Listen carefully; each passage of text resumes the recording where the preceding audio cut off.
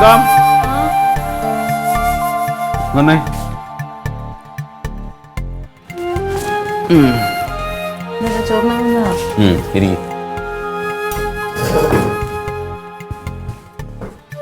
നീ ഇന്ന് രാവിലെ സംസാരിച്ച കാര്യം ഞാൻ ഫാസിലായിട്ടൊന്ന് സംസാരിച്ചു. അപ്പോൾ ഫാസിൽ പറഞ്ഞു അവൻ്റെ അടുത്തുള്ളൊരു സാംസൺ ചേട്ടുണ്ട്, പുള്ളി ഈ മാക്സിയുടെ ഒക്കെ കടയില്ലേ, മാക്സി കട അത് നടത്തുകയാണ്. അപ്പോൾ പുള്ളി ഇപ്പോൾ ഈയിടെയായിട്ട് മറ്റേ ഈ ചുരിദാറും കൂടെ അതിൻ്റെ കൂടെ കൂട്ടിയിട്ടുണ്ട്. അപ്പോൾ ചുരിദാർ പുള്ളി ഇപ്പം എന്താ ചെയ്യേണ്ടത് വെച്ചാൽ അതിങ്ങനെ ഈ പീസ് വർക്കായിട്ട് പുറത്തേക്ക് കൊടുക്കുക. അപ്പോൾ അതിൽ ഏതൊക്കെയോ 2-3 കുട്ടികളുണ്ട്, അവരൊക്കെ കല്യാണം കഴിഞ്ഞ് പോയി. ഇനിയിപ്പോൾ അതിനെ വേറെ ആളെ പുള്ളി എടുക്കുന്നുണ്ട്. അപ്പോൾ താല്പര്യം ഉണ്ടെങ്കിൽ നമുക്ക് ചെന്ന് സംസാരിക്കാം. അപ്പോൾ അവർ തുണി തരും, അപ്പോൾ അത് കൊണ്ടുവന്നിട്ട് നമ്മൾ തയ്ച്ചവർക്ക് കൊടുക്കണം. നിങ്ങൾ എത്ര രൂപ വാങ്ങിക്കും പുറത്തുനിന്നൊക്കെ? വീട്ടിൽ ഞാൻ അങ്ങനെ ഒരുപാട് പൈസ മേടിക്കാറില്ല, പക്ഷെ പുറത്ത് സാധാരണ ഒരു ചുരിദാർ തയ്ക്കണേന് 300 രൂപ 350 രൂപ ഒക്കെ മേടിക്കും. അപ്പൊ ഇതെങ്ങനെ പോയാലും എനിക്ക് തോന്നുന്നു 100-150 രൂപ അങ്ങേര് തരും. നമുക്ക് വേറെ ചെലവൊന്നും ഇല്ലല്ലോ. വല്ല താല്പര്യം ഉണ്ടോന്ന് വെച്ചേക്കണേ? താല്പര്യമുണ്ട്.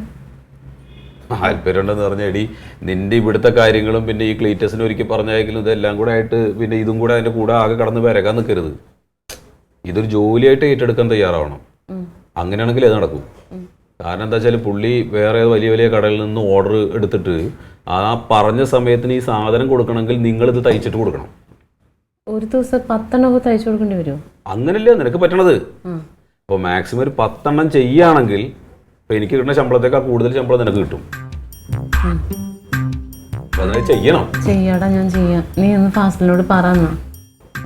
ക്ലീറ്റസിനോടൊക്കെ ചോദിച്ചിട്ട് അവനോട് താല്പര്യം? ക്ലീറ്റോനോടൊന്നും ചോദിക്കാനില്ല. എനിക്ക് ഇങ്ങനെയെങ്കിലും ജീവിച്ചേ പറ്റുള്ളൂ. ഞാൻ നരകിക്ക് ഇവിടെ കിടന്നു. അതിന്റെ ഇടയിൽ കൂടെ കിടന്നിട്ട് ഇനി വെറുതെ അത് ഇത് എന്നൊക്കെ പറഞ്ഞിട്ട് വീണ്ടും വിഷയാക്കിട്ട് വരരുത്. അതാ ഞാൻ പറയുന്നത്.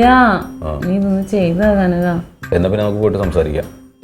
അയാളെ കാണണോ? അയാളൊന്ന് കണ്ടിട്ട് നിന്നെ കൂടെ കണ്ടോട്ട്. മറ്റേ എന്റെ ഒരു തലയിൽ മാത്രം എന്റെ ഉത്തരവാദിത്തമായിട്ട് നിൽക്കണ്ട.